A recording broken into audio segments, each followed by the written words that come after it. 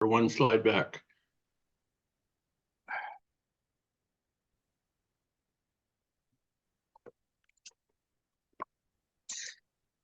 All right, so this time let's look at the case where the leg out color is wrong. It does not agree with what we expect for the pattern. And again, we're doing this with a drop-based rally. So we expect a rally candle to be green. But in this case, our rally candle is red. So it's not really a rally candle. So what exactly happened here? Well, price tried to break out and it gapped up.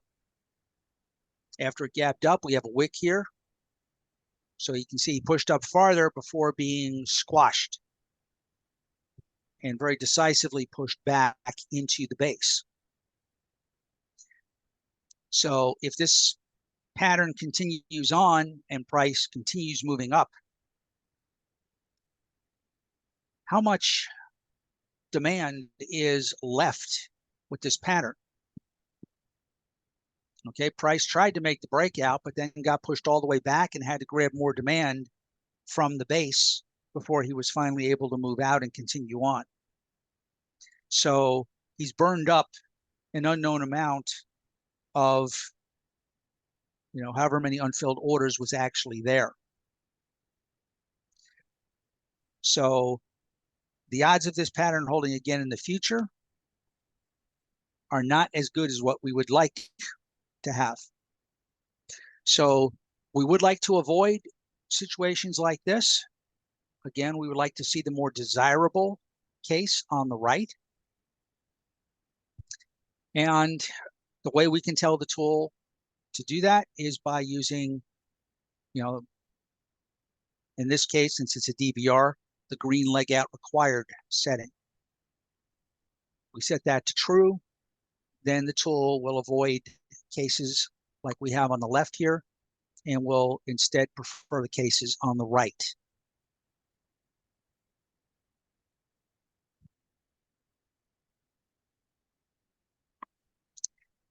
Now let's look at some leg in situations. So we have a leg in situation on the left here. Our leg in candle is mostly wick. What exactly happened here? Well, price came down and then attempted to reverse. And the attempt to reverse wound up failing because the subsequent candles came down and formed a base here before it finally successfully broke out to the upside here. So this raises questions again as to how much demand is really left in that base, because he essentially had to do the breakout to the upside or the reversal to the upside twice. He attempted it on the leg in candle and failed, and then he had to do it again later. So this is not a pattern that is ideal for a drop-based rally. I'll put it to you that way. We would prefer to see the pattern at the right, where he basically just does one clean reversal.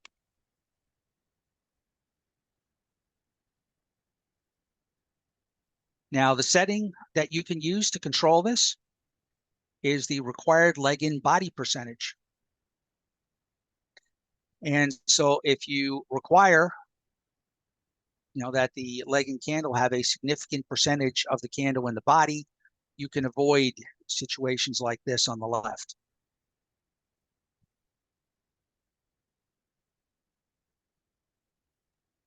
What is the default? What is the default setting? That's a good question. Let me take a look. I don't remember off the top of my head. I was thinking it was 75. It might be. Let's see. I haven't changed it from the default. I've never had a reason to. Let's see, it's 50. 50. So it has to be at least 50. And I think the 7.5 you're thinking of, it's the required leg in strength is 0.75 ATR. Yes, that's right.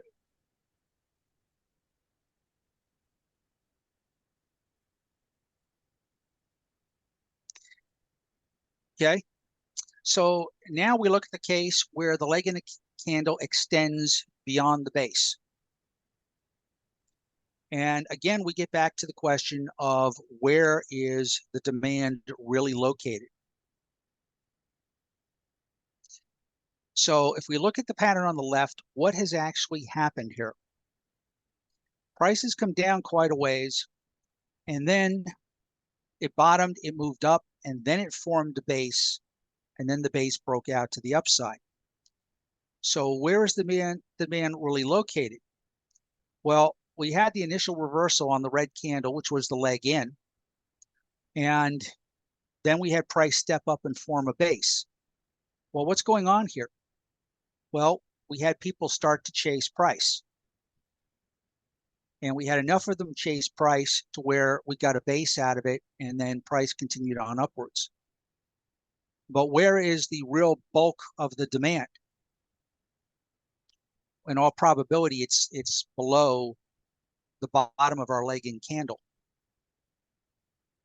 And what we have on the right was all formed by people chasing price. Now, again, there is some noise in the price signal. So, the example we have on the right here, where the leg in candle goes a little bit below the base, that's not going to be such a big deal. But, the case on the left where he goes quite a ways below the base, you're in a questionable situation. And again, the setting that's going to allow you to deal with that is the allow leg in below base, where you're going to set how much of the leg in candle is allowed to be below the base. And again, the default is about 20%. But you may want to adjust that based on the market you're trading. So you want to do some back testing on that. And you can see how often this situation occurs and how it plays out. So you can decide what's an appropriate value to use for the market you're trading.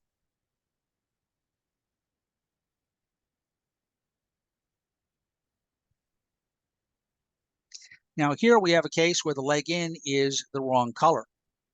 Again, we're looking for a drop base rally. We're expecting a drop candle to start it, and a drop candle is red. But here we have a green candle. What exactly happened here? Well, price attempted to reverse on the leg in candle.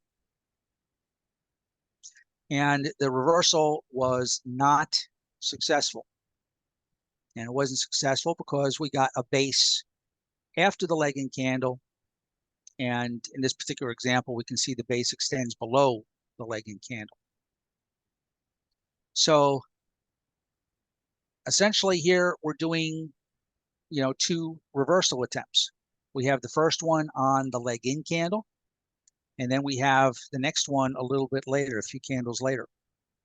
So this raises the question of how much of the demand associated with that base have we already burned?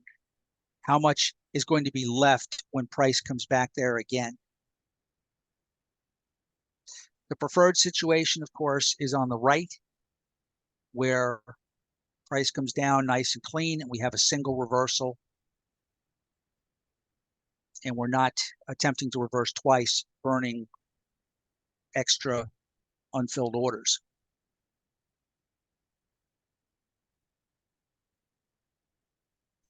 And so the setting to deal with this for the drop base rally, it's going to be red leg in required.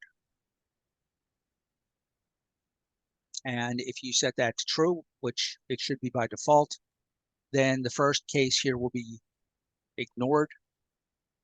And the second case, the more desirable one, will be the preferred one by the tool.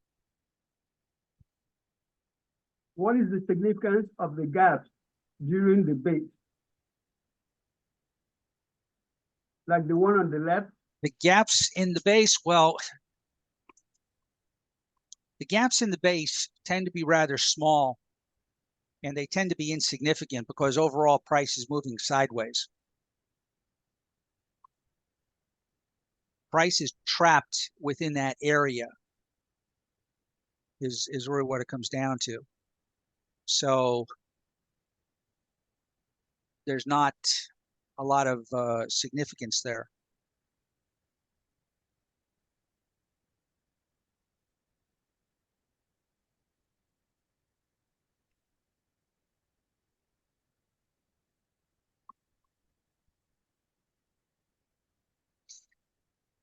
Now, this is the situation where the normal leg-in candle we would prefer, which would be the candle before the basing candle, does not meet our requirements. And so we're going to look at using the basing candle.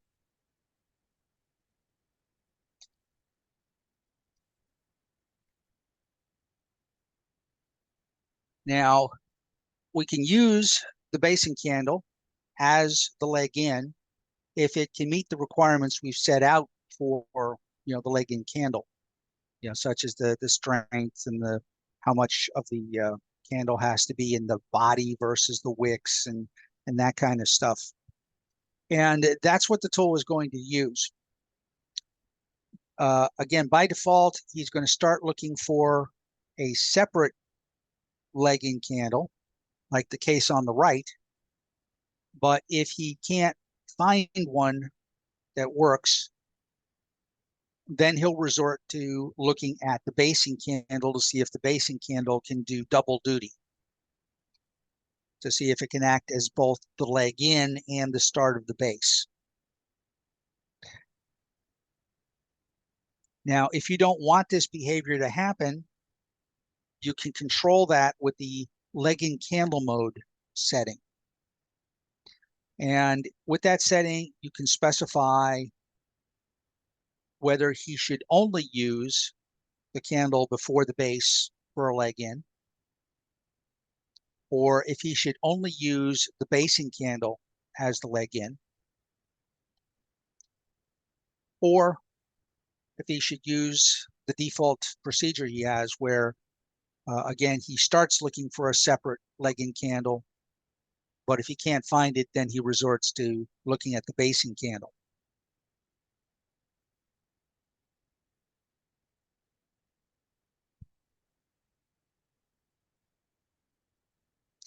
Now, let's look at some other settings.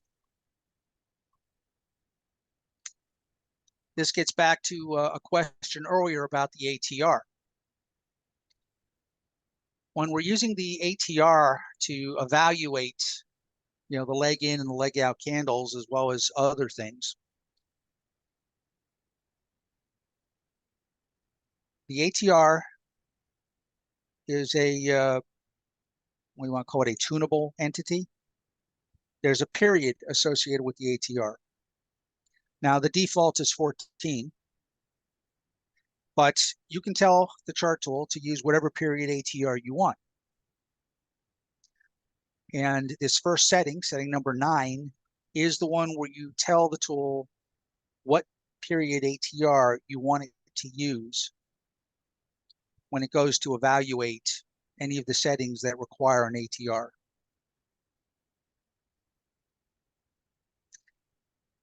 Now, the next setting tells the tool what candle to take the ATR from.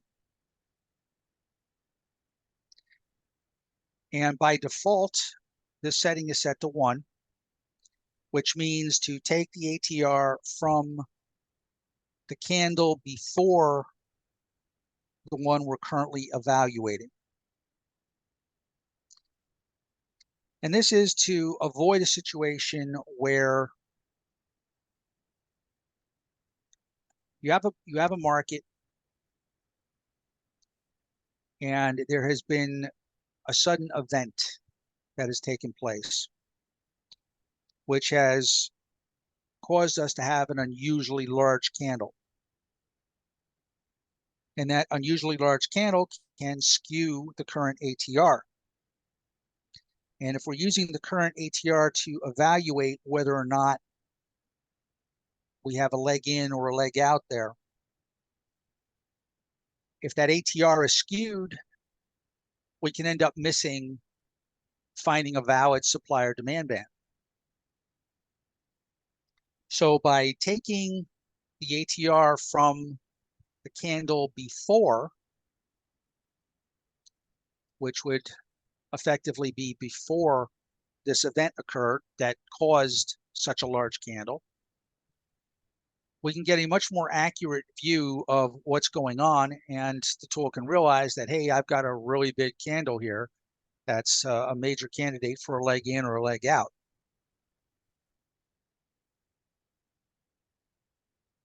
And again, this has been back tested, and we pretty much found that just going back one candle to take the ATR was really sufficient. Going back more candles than that did not improve the results any.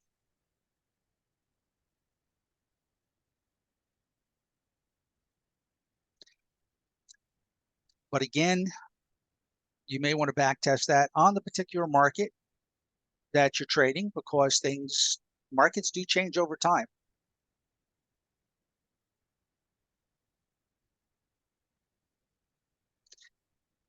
Now, the next setting, we're going to get a little more into this in a bit, but this is the band creation method.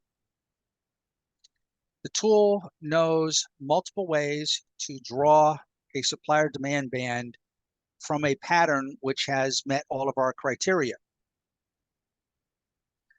And backtesting has showed that there can be substantial performance differences depending upon how you draw your supplier demand band. So this setting allows you to choose which method is used for drawing your supplier demand bands. And again, this is something that you can back test on the particular market you trade. And it's usually pretty easy to figure out which one works the best on that market. On most markets, we're finding that drawing the band wider, using one of the settings that produces a wider band, produces better results overall. And the reason for that is when the market is trending and you get pullbacks, usually they're immediate retest type of situation. If your band is drawn wider, you're much more likely to have price come back and hit your proximal line, or perhaps even go a little bit into the band, than you are if you have your bands drawn very narrow. And the difference in the success rate is significant. Of course, the disadvantage to having your bands drawn wider is that since most of us will put our stops past the distal line of the band, having a wider band means more risk. So it ends up being a trade-off between how much risk you're taking and getting into the trade. When your bands are wider, you have more risk, but you're more likely to get into the trade. And based on what we've seen, your overall results tend to be better when you're using the wider bands. But how much better, again, depends on the market. So you may want to back test your market and see what effect changing the width of the bands has on your market and your particular trading style and your particular trading plan.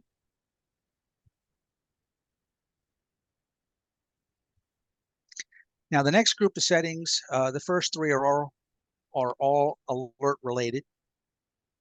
You can set the tool so that it will generate an alert when price crosses the proximal line of a supplier demand band. You can also get an alert when price is crossing the distal line. Perhaps you're looking to do a breakout trade or something like that if the band is broken.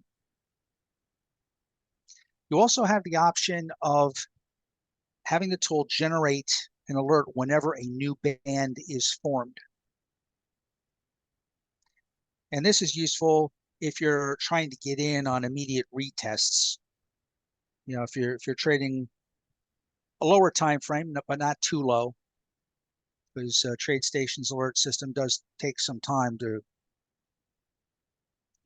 deliver the alert. But if you want to catch some of those immediate retests, then you need something to tell you that a new band was just formed, so you can then go there and see if that immediate retest is going to happen.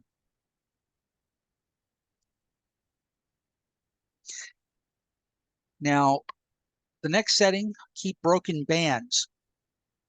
This controls whether broken supplier demand bands are left on the chart or whether they're removed. By default, this setting is false, so that broken bands will be removed. There is a delay period, which we'll talk about a couple settings down. But the delay period is there to give you a chance to see that a band was broken before the band goes poof and disappears off your chart.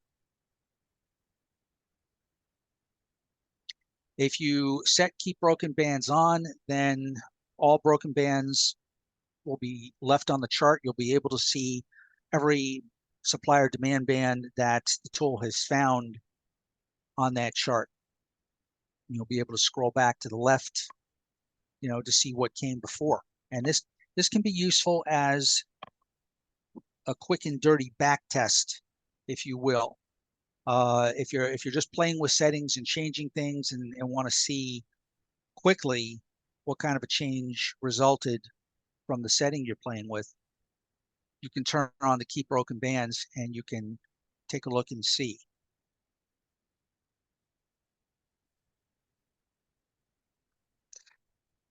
Now, by default, a band is considered broken when price goes all the way through the band. That means it closes past the distal line. However, if you're trading on a low time frame chart, you may not want to keep a band on the chart if price has gone, let's say, more than halfway through. Depending on what kind of a market you're trading, you may know that, hey, if a band gets penetrated more than 50%, price is just going to go right through it the next time. And so you may want to tell the tool to consider a band that's broken by, or to consider a band that's been penetrated more than halfway through the zone to be broken and to be treated as a broken zone. And this allows you to do that. When you set the penetration limit, you're basically setting what percentage of the zone has been penetrated by price. And if price gets past that maximum penetration level, the zone is considered broken, even if it's not past the distal line yet.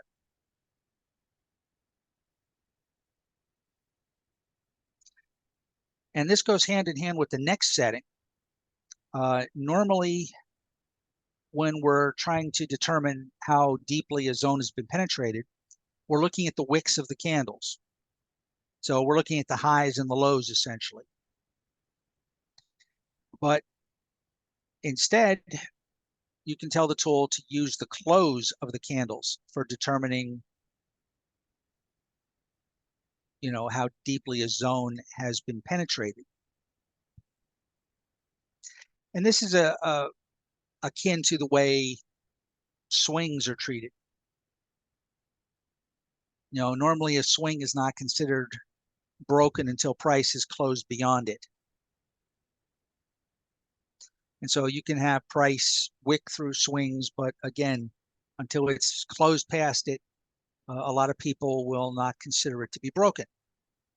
So if you want your supply and demand bands to be treated in the same fashion, you can use this setting here, use close to measure band penetration.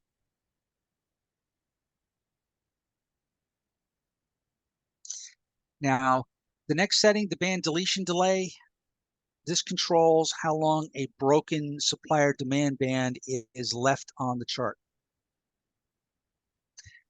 Now, the tool only runs once per candle.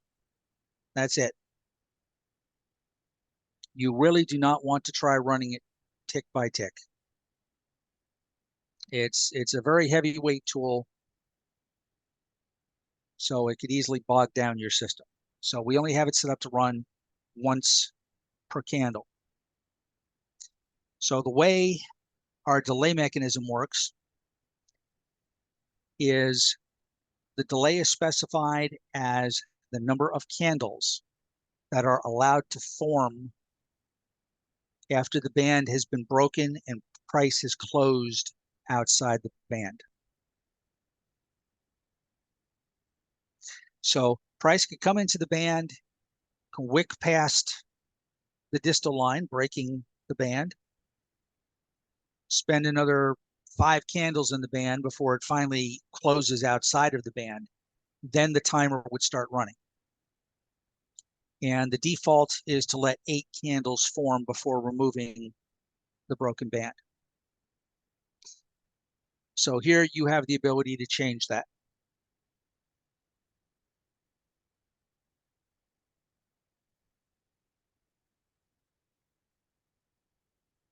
So let's talk a little bit about actually creating a band. And this gets back to the band creation method setting that we talked about earlier. So a supplier demand band is going to have a proximal line and a distal line.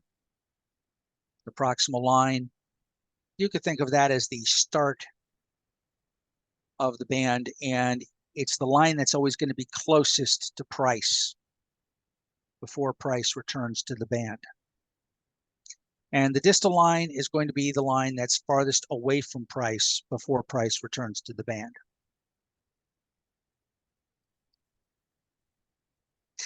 Now, there's a bunch of different ways that you could go about drawing your bands from a pattern that's passed all our criteria. The tool itself knows 6 ways to do it.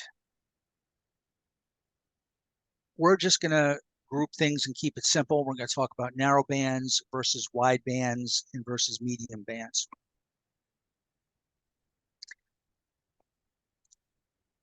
But again, grouping it this way allows us to talk about the risk versus the potential reward, I guess you could say, or the potential chances of getting into the trade here. And this gets back to what I talked about earlier, where when you draw the bands narrow, you do reduce your risk, but you reduce the chances of getting into a trade. When the market is trending and you're getting these quick pullbacks before the trend continues, especially if it's a strong trend, then if you draw your zones too narrow, price is not likely to pull back to where you have your zone drawn and you miss out on the trade. Wide bands are going to maximize your chance of getting in the trade, but the cost of that is increased risk.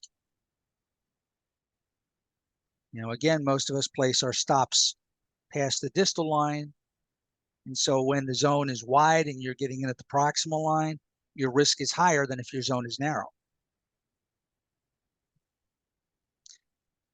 And a medium band is one that attempts to balance, the risk versus the odds of getting into the trade.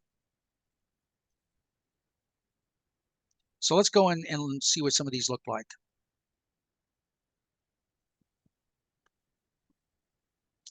So this would be the equivalent of band creation method 1, which draws really narrow zones. And we can see an example here for a supply band and an example here for a demand band.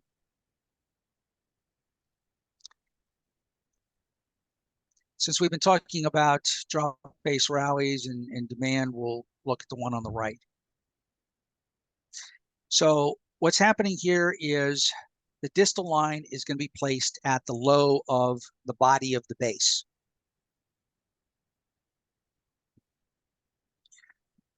The proximal line is going to be placed at the top of the lowest candle body in the base. And so we can see that here, again, looking at our case on the right.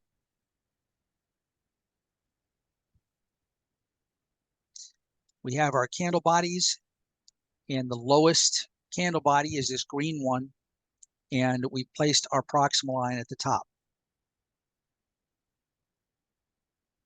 So this is going to give us a fairly narrow supply, or in this case, is a demand band. If you look at the case on the left, you have the supply band.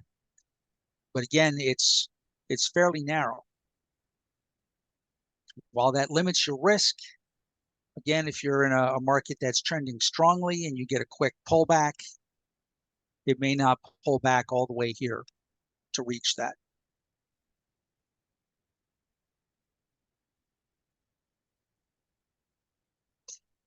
Now, here we have a medium width band. And here we are placing our proximal line at the top of the highest candle body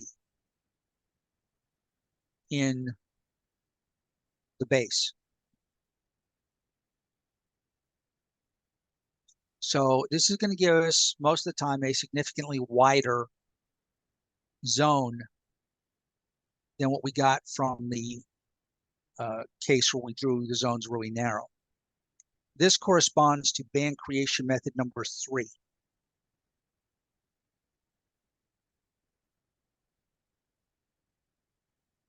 So this is an attempt to balance risk versus our odds of getting into the trade. It'll improve our odds of getting into the trade, but we do take on more risk, but it's less risk than if we were to draw, the zones even wider.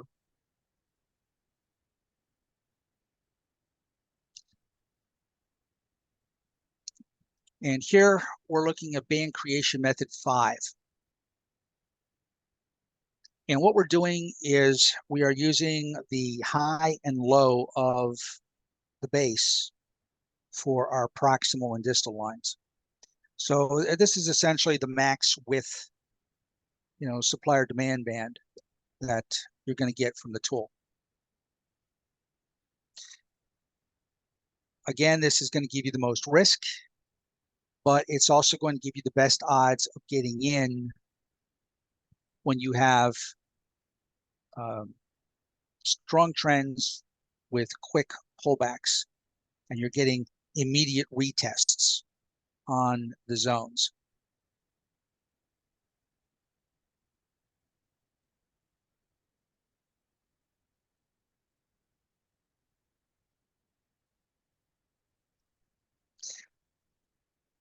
All right, a couple final notes.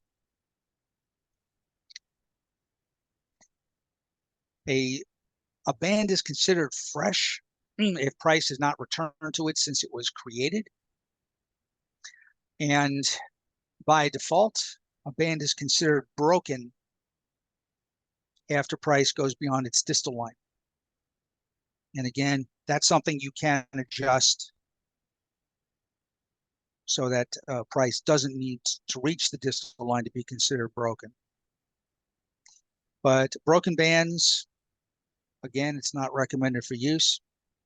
You can have the tool show you broken bands, but the default is to have the tool remove those broken bands from the chart to avoid having them used accidentally.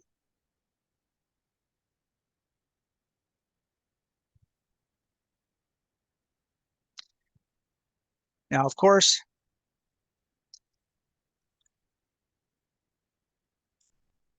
at the time that we found the patterns and the candles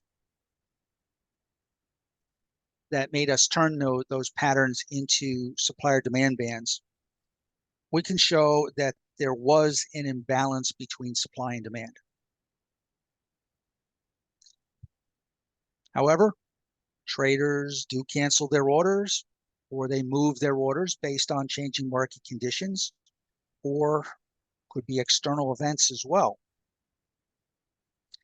So when price returns to that point, there could be an increase or a decrease in the amount of supplier demand for a given price level, which essentially would be the supply band or the demand band that we have. So you always have to take into account, the current market conditions. Prior imbalances between supply and demand are not the only factors to consider. You have other factors such as price momentum, reversion to the mean, volatility, external factors like news events, government announcements, stuff like that, that could all influence the market and change the momentum and cause a supplier demand band to fail.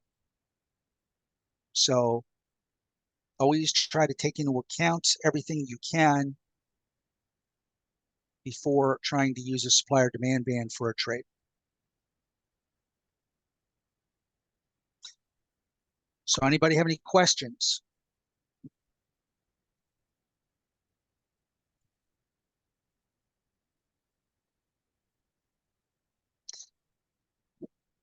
All right, then, let's go play with the tool.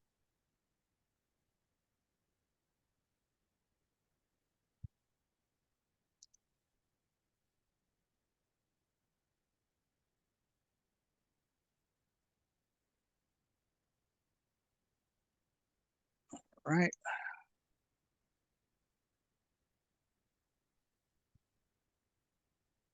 We'll make a new chart here. Let's see what it gives us.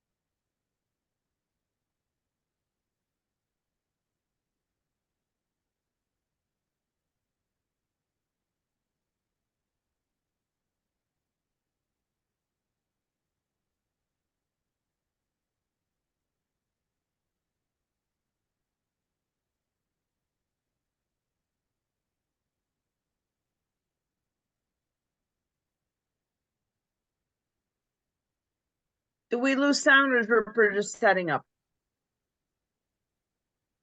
Can you hear me now? Now we can. Lost you for about a minute. Oh, well, that kind of stinks.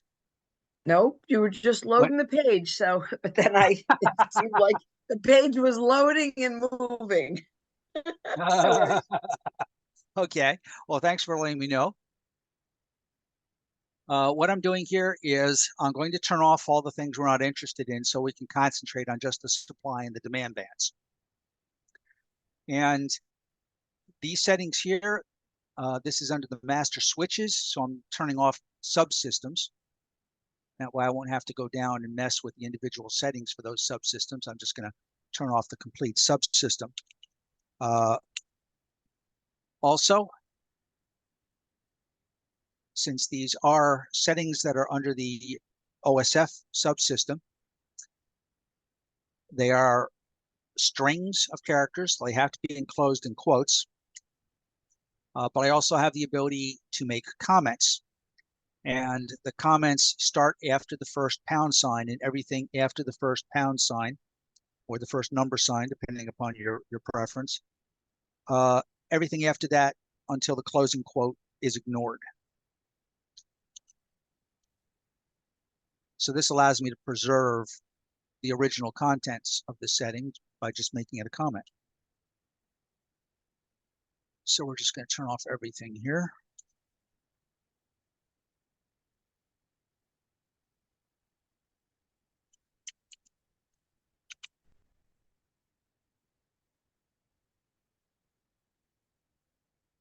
All right, so let's see what we get.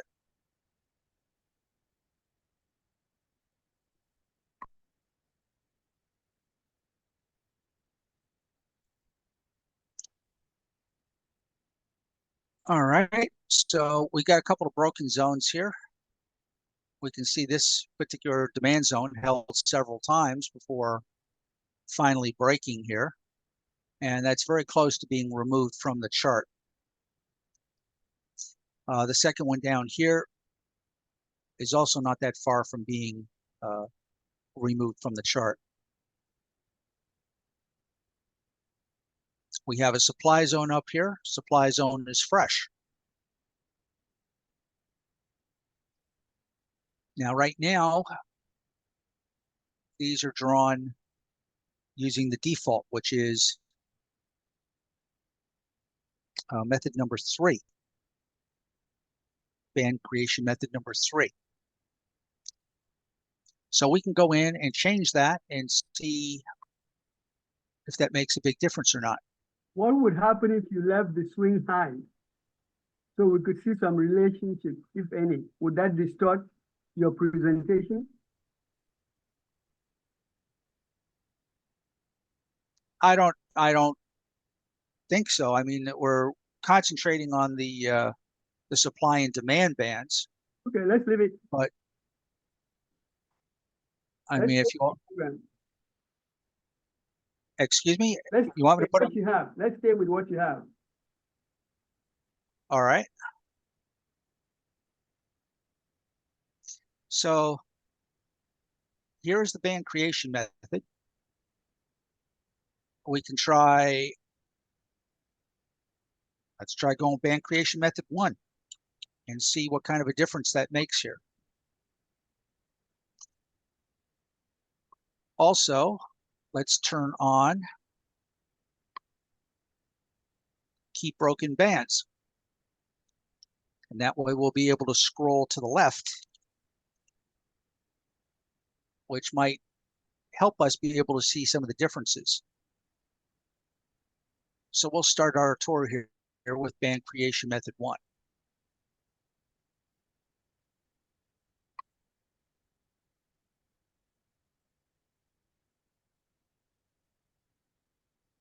Okay, so we had some extra zones pop up that we did not have before. So that's one of the effects of drawing the narrower zones. Why did we get some extra zones? Well, one of the things the tool does when it's creating a new zone or a new band, supplier demand band, is it checks to see if that band overlaps with an existing one. If it does, then the new band is actually a retest of an existing one.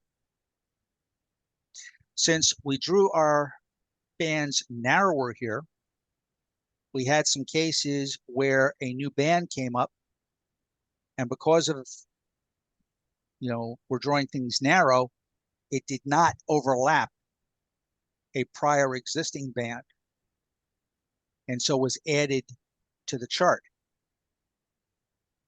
And that's why we got some additional bands here. If we draw our bands wider, like what we saw originally with method number 3, which was the default, we did not get some bands here. I'm We got sorry, an extra Ripper. band in here. I missed the point. You're saying this is not 3. You're talking, this is what, 2? This is 1. We went to 1. We went from Okay, 3. I missed that spot. Okay, because I've been debating between 3 and 5, so this is very good. Thank you. Yeah, we went from 3 to 1, and we got some extra bands on the chart because those bands, with the narrower bands, they didn't overlap. If we go back to 3 or to 5 with the wider bands, then all of a sudden they'll overlap. And the newer of the 2 will be considered a retest of the prior, and it won't be added to the chart because it's now a retest. Oh, I got you. But the other thing that I'm thinking about is that even though we're trying to be pure supply and demand, we can't ignore the importance of those significant lines, or maybe some lingering support and resistance, or something on the charts, whether it's the fibs, there's something there where price gets stuck. And I can't help but think some of these finer points contribute to that, meaning the insight of that in the data. Well, this is where the base highs and the base lows come in, because often if price is going to get stuck somewheres and it's not, in a zone or in a supply band or a demand band,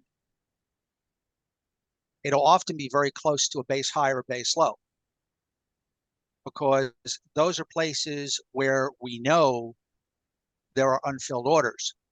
We just don't know how many unfilled orders are there. And so because we don't know, how many are there, we can't turn it into a supplier demand band. We did not find the odds enhancers that we were looking for. And all those odds enhancers really do, again, is give us a, kind of a warm, fuzzy feeling that there's a good chance there's a lot of unfilled orders at the supplier demand band we're looking at. But just because, again, the odds enhancers are not there doesn't mean there aren't a lot of orders there. It just means we have no basis with which to evaluate that. It's like swings, swing highs and swing lows. Why don't we turn swing highs or lows into supplier demand bands? We know there was an imbalance between supplier demand there. Price changed direction. So from the law of supply and demand, you have a major imbalance there. But we don't know, or we have not come up with a reliable way to know if there's a significant number of unfilled orders remaining at that location afterwards.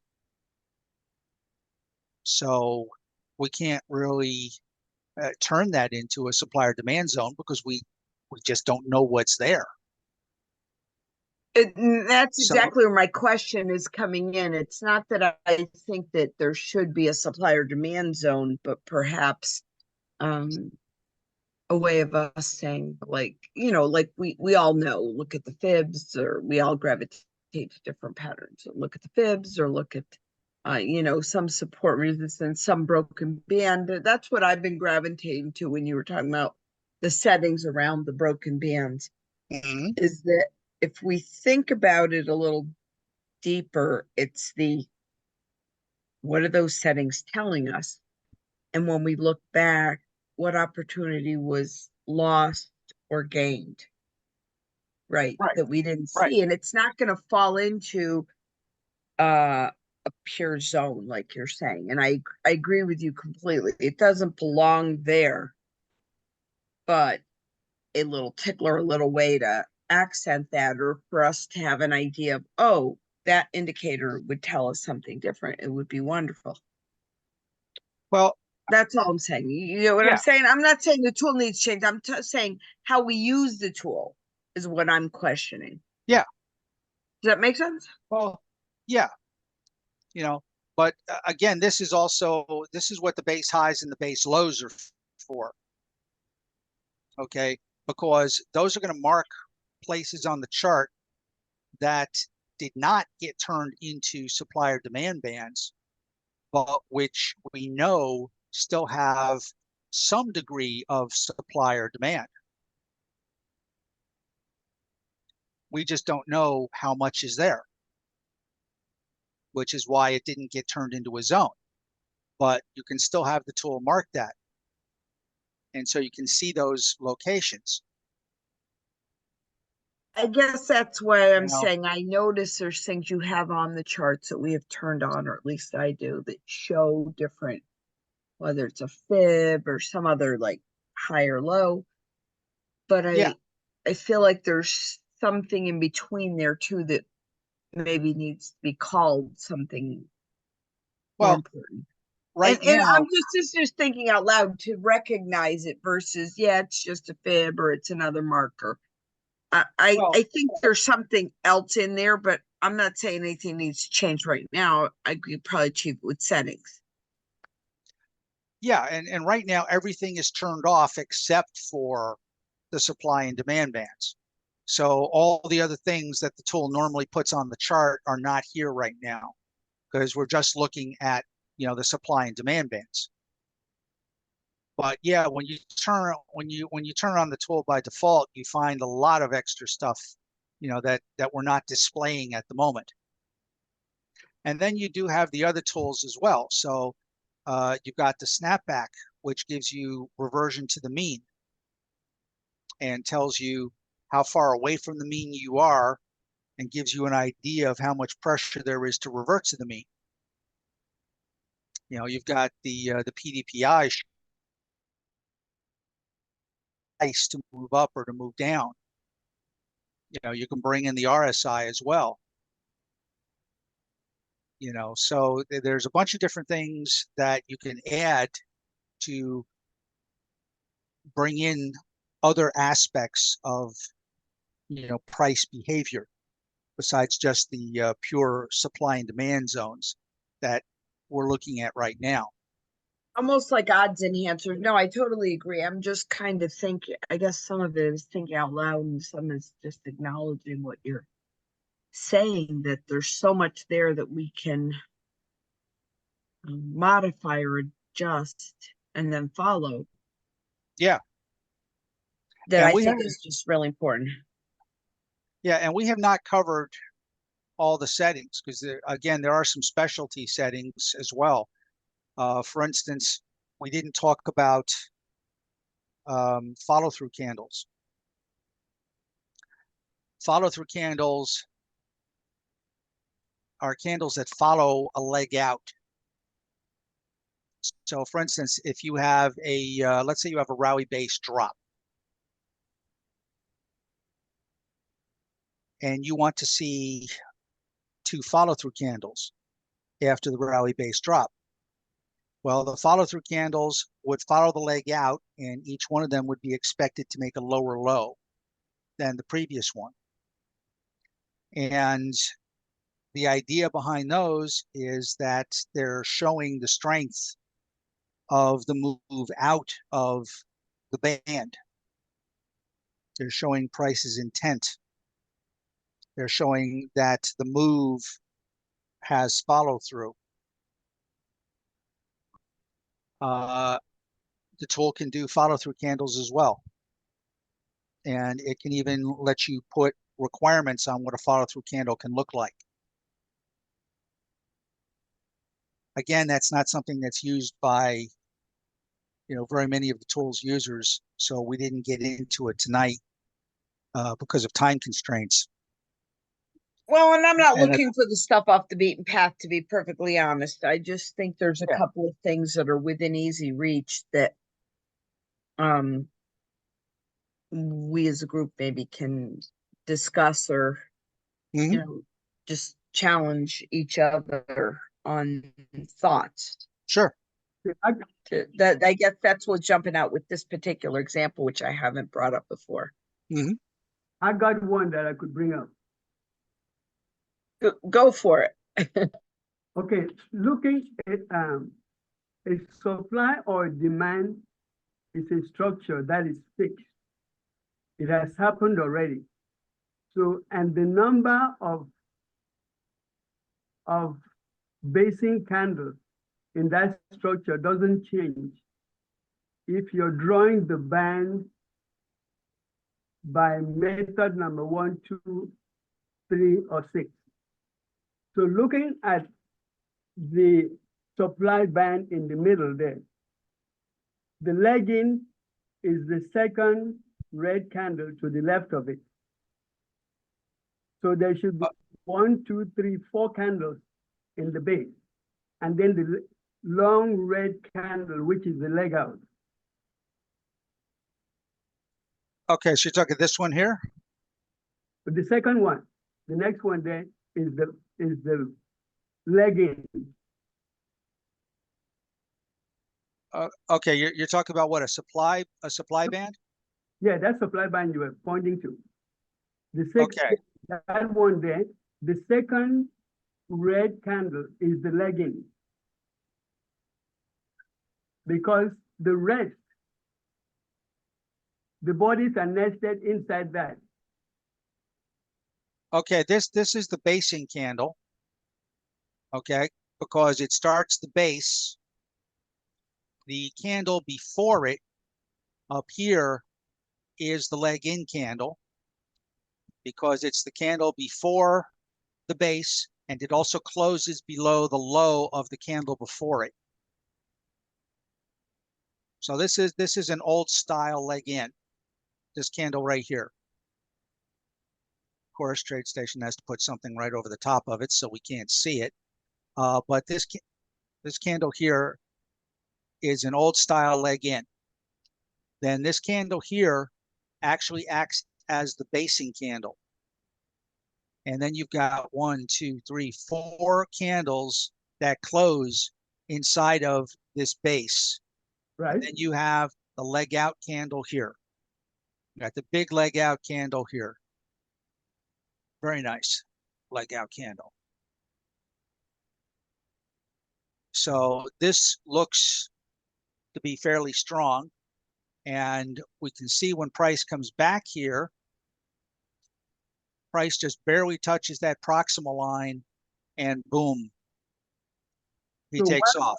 Why was that not shown in method 3? Let's find out. First, let's scroll to the left a bit.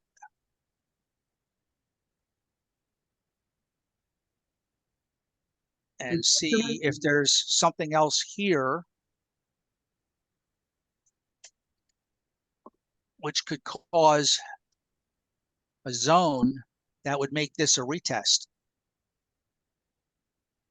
And then if that was a retest, then we wouldn't get a zone there. Let's see, it might be easier just to go directly to method 3 and look.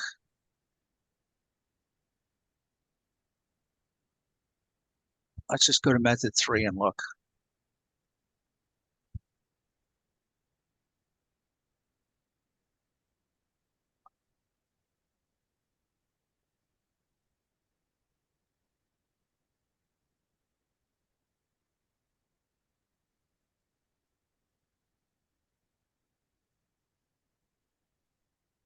Let's see, band creation method. All right, let's change that to 3. Let's see what happens here.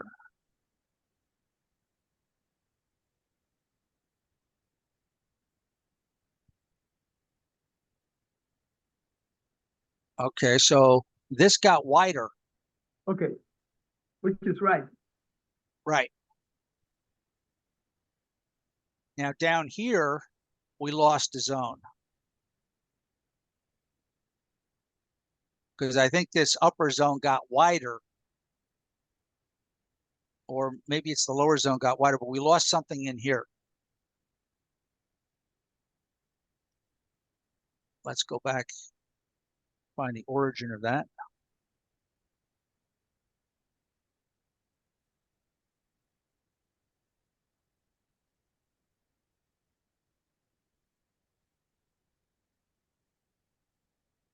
Maybe you need to go all the way back to here.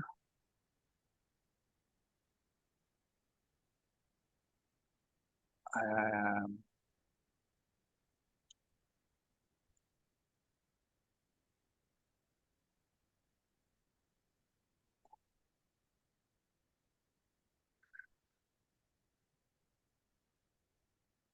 It's actually it's probably something in here that changed when we went from 1 to 3. And that was why we got the second zone or the extra zone. But let's go back to 1 and let's see what the difference is and see if we can find. See, this is some of the subtleties you get based on how you draw your zones and the width of the zones. When you draw the zones narrow, you can get more zones because you won't get as many overlaps or retests because the zones are narrow. but you shouldn't lose a zone in the No. same area.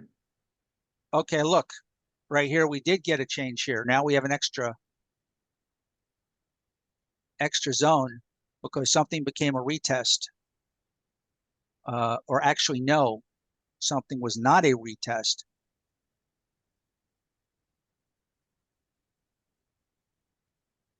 See, because we got an extra zone down here, and then we have this one here. Because this one's drawn narrower, it doesn't end up.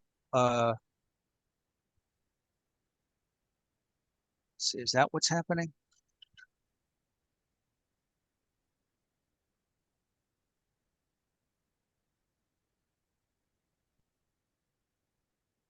Well, there's a zone there between the two. That one there, where you are. One Right. zone. You're talking about this? Yeah, it's not drawn anymore. Right. Well, this guy is not going to get drawn because he is now a retest of this guy over here. So he is not an independent zone the way things are being drawn now. And then you have this guy here. He doesn't become a retest either. So let's try to watch this closely and go back and see who disappears.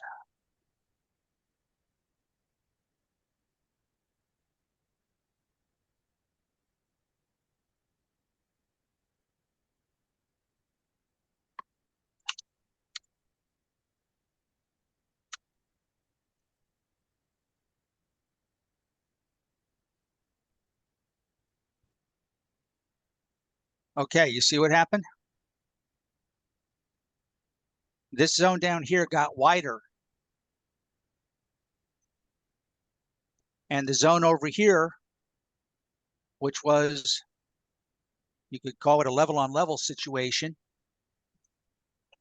But when the zones were narrower, we had another case here, another zone that did not overlap with the narrower zone down below. And so as a result, when you draw when you drew the zones narrow, you ended up with an extra zone here. But when we made the zones wider, that extra zone goes away because it becomes a retest of this initial one, which was wider. What is the rule on retest? The rule on retest is if it's a retest, it's not an independent zone. It can't be a zone if it's a retest of another existing zone. Okay, yeah. Awesome. So this is what we're actually seeing here. And this is a good example because it shows some of the consequences of your choice of how to draw zones. I mean, if we go to 5, who knows what's going to happen? Let's go see if we go to 5 and draw them even wider, right?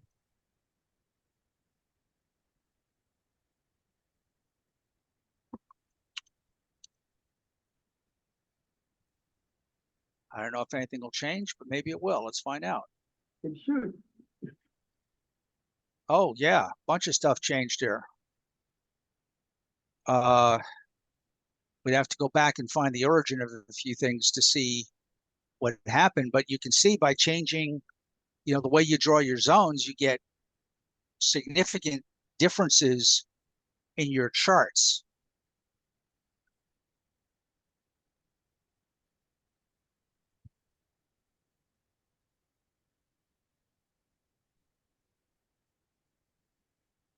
So that's, we got lucky and we got to see some interesting things here.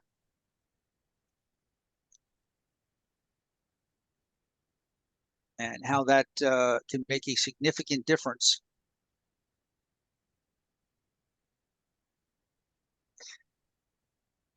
So what we saw here is using the keep broken bands setting on the chart. So all the broken bands would show up. And then we could go back and we can play with other settings and see if there's immediate noticeable differences like what we saw here. We played with the band creation method and we actually got to see some major changes in the zones on the chart. And we saw when we had the zones drawn narrow, we actually had some extra zones, which went away when we drew our zones wider because those extra zones were retests when we drew our zones wider. But when the zones were narrower, they were not.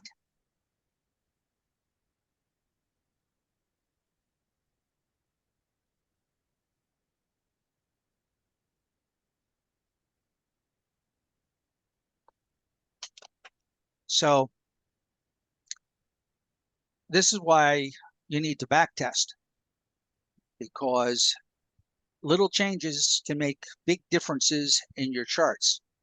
And again, we'll be going over the back testing feature built into the tool on Friday.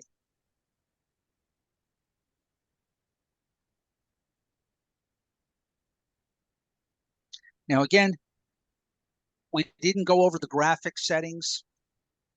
If you go into the settings for the tool, again, the settings are grouped together, and you'll find that there is a section for displaying, demand bands, displaying supply bands, displaying broken bands. And that will let you adjust all of the, line widths and colors and labels and that kind of stuff. There's a section that actually controls the labels and determines, what goes into a proximal label and what goes into a distal label. And you can change them around, so some of the items that are on the proximal label, you can put on the distal label and vice versa. But again, that's pretty simple, straightforward stuff. Now, some of the other changes, they might be that we could make, some of the settings we saw tonight. It might be more difficult to see those changes quick and dirty like this. Doing the back test would really be the best way to see those changes. and what effect they have. But are there any particular settings that people would like to see while we're here? What would happen if with this chart, you change the lagging candle to be also the basing candle? Hard to say. Let's find out.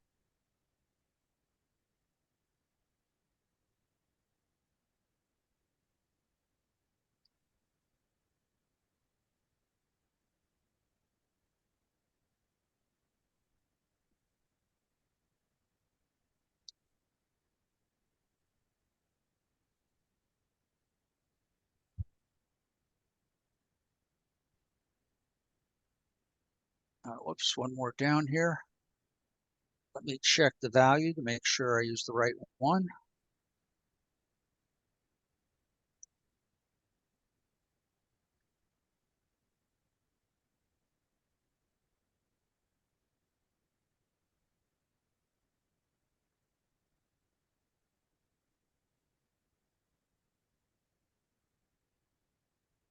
So that would be 2. So we'll want to go 2 here. Now we'll have to do that for the other patterns. So this is for the DBR. I'll have to do this for the RBR.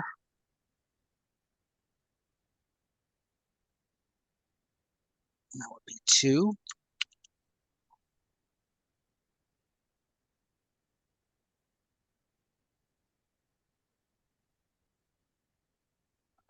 Let's see, RBD, here we go, candle mode.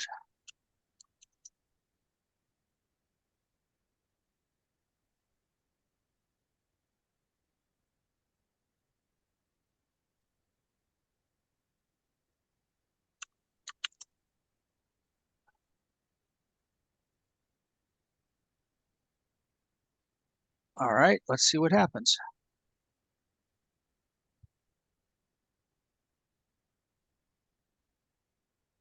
Okay, so there were some slight changes.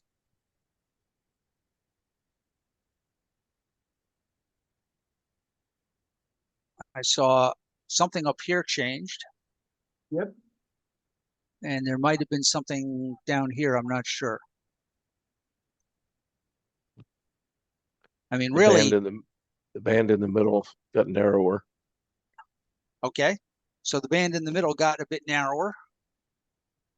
So again, to really determine the effect of this, you really need to do the back test so that you can see exactly, really, in the long term, what the result of that change is. But here we can look at it logically, what the effect would be, because the lagging, like the first supply band here to the left, the lagging candle really doesn't do anything to block in the supply on field orders. It's just sitting there outside the band. Right. So it doesn't have much effect on the structure of the band. Right. Which is, to me, the more logical preference for the band. Right. But the question is, how does it backtest? Because markets are not logical. Markets are made of humans making choices.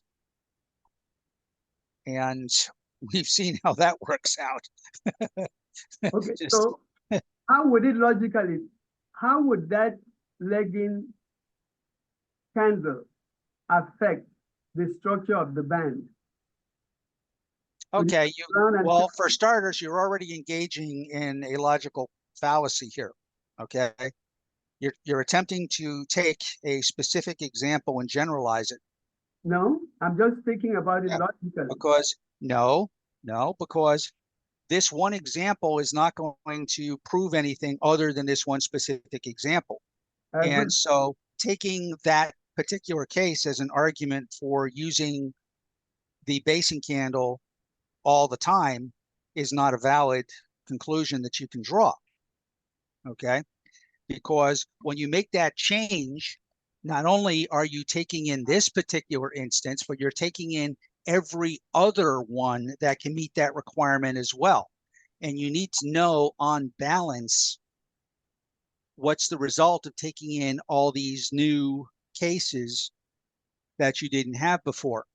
And that's why you got to do the back test, because you may find that you're taking in more losers than winners. You could also find that you're taking in more winners than losers. I mean, you don't know is the problem. Okay. So All right.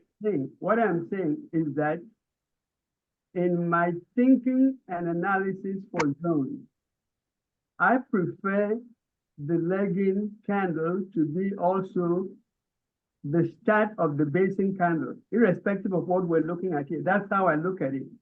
So I Sure. happen to see this as an example, and I'm trying to find out, should I throw out my thinking or should I hold on to it? The only way you could determine that is, again, to go and back test the specific market you're looking at trading. Because when we were back testing, there were a lot of things that we expected to do well, which didn't, and were quite surprising. You know, for instance, the number of candles in the base.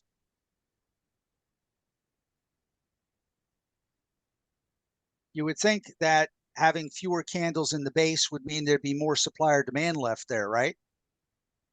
And so a base with fewer candles in the base is more likely to hold than one with more candles in the base, right?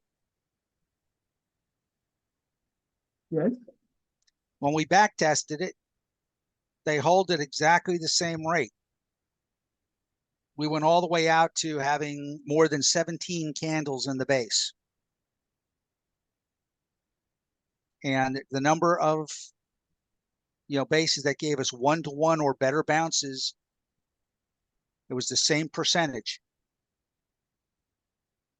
We got more, supply and demand bands by allowing more candles in the base.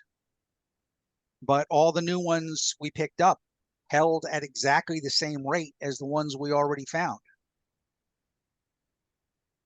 We didn't expect that, but that held until we reached a point where increasing the number of candles in the base didn't give us any more supply or demand bands. And that number, I think, if I remember right, was 17 or 18. Yeah. That You're was right. a large number. I agree with Yeah. you. What I'm looking at here is the logic of it. What does in looking at the dynamics of market action, the lagging candle that sits above the zone, how does it influence the unfilled orders? That's what I'm trying to logically determine. I know I could find out by backtest, but the logics, everything should follow logically. I have learned that markets are not necessarily logical. Backtesting has shown that things happen that don't make sense. Another example of that is when a price returns to a band within 1 or 2 candles after being formed, it has a much higher likelihood of holding to that 1-to-1 than it does if it returns 3 or more candles out. Yep. And that's something we didn't expect to find either.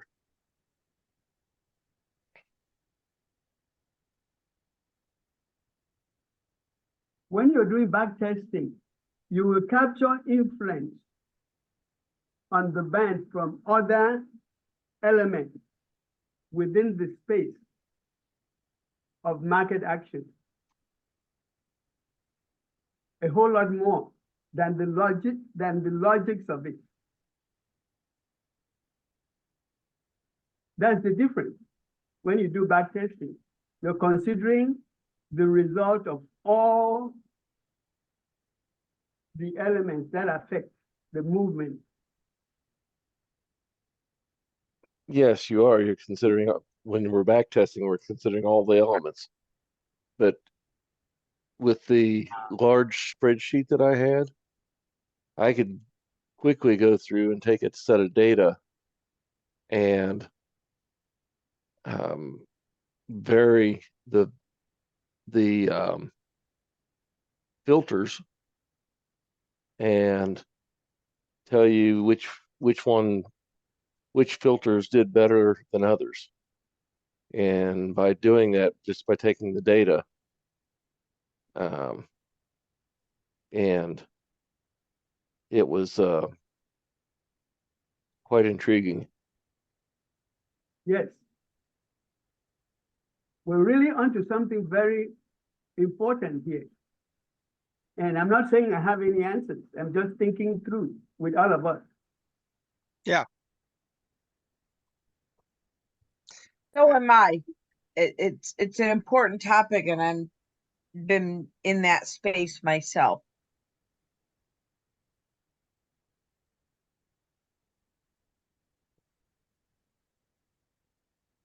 We're 2.5 hours into this.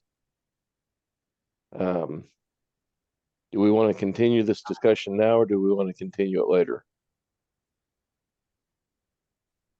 Let's continue it now. We're getting to something. We're making some serious discoveries here.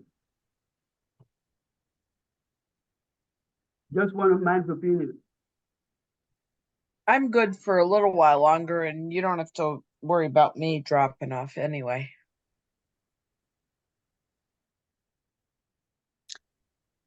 Okay, well, it's up to you guys.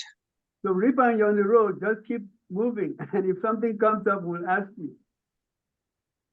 Maybe we should try other band creation method 6. If we could Sure. do it side by side, that might just give us a I'm just thinking we've got back testing scheduled this week. Right. Should this be part of a training video, this discussion? Not, I don't think it should be at this point in time. Yes, I don't think it should be. Okay, we could leave it up. Yeah, I think the only real way to tell long term the effect of some changes is really with the back testing. Because again, we did a bunch of different things, and we were very surprised by the results. There were a lot of things that we had been taught and that we had believed would make significant differences, wound up making almost no difference at all. And that's just the way it was. And so Over a large period of testing, it made no difference at all. yeah. And so I looked to the data because I've just run into so many things that logic, at least based on the information we have available, logic said should work, and actually it didn't. And some of it, I still have no idea why it didn't work. The only thing I can say is that it consistently did not perform as expected. The one thing that I can tell you is that it's like Fibonacci numbers. They are self-fulfilling prophecy. It works because people believe it works, and that's the only thing that I can tell you. And it isn't logical. Yeah, that's a good example. And of course, it also brings up, something else too, and that, if you get a market where you have enough Fibonacci believers there, and they're acting on their beliefs, and so they're actually making the self-fulfilling prophecy, there's nothing that says that we can't take advantage of them either True. and go along for the ride. We don't have to believe it, but if we recognize it and we recognize the pattern, we can jump on board and go along for the ride. But who knows how many other things there are like that. Also, if you have a zone or a band with 3 bars, which is very good, and that's in the 15-minute time frame. If you go to the 60-minute time frame, that becomes 12 bars, and it's still a good zone. Potentially, yeah. See, this gets to another thing too. When you're talking about supply and demand zones, supply and demand is not uniformly distributed throughout the zone. Yep. It's in, what you might call it, clusters, I guess you could say. And this gets back again to the fact that it's people who are trading this. And you get people following a similar methodology. They're going to put their orders in the same area. They're going to have their stops in the same area. And so this is why you get these clusters of orders in various places. And so you start, on a high time frame, and you may have a ridiculously wide zone on the high time frame. And as you go down to lower time frames, you find, zones inside of the zone from the high time frame, showing again where some of those, orders may be clustered. And if you go inside those and go down farther, you can probably find clusters inside of there as well. And again, it gets back to the fact that you have people following similar methodologies, if not the same methodology, are going to tend to put their orders in approximately the same place, which produces these clusters. And that's why you can go and refine your trades, by going to lower intervals. We need to stop the recording at this point. So, did you have any other material that you wanted to cover tonight, Ben? If we do, then no. we need to continue. No. Okay. We're just going to play with settings that people wanted to play with, really. Although I suspect most people are just going to use the defaults and only change, the band creation method maybe, or 1 or 2 other settings. Okay. I mean, I only changed the band creation method. Yeah. Okay. I'm going to stop the recording. All right.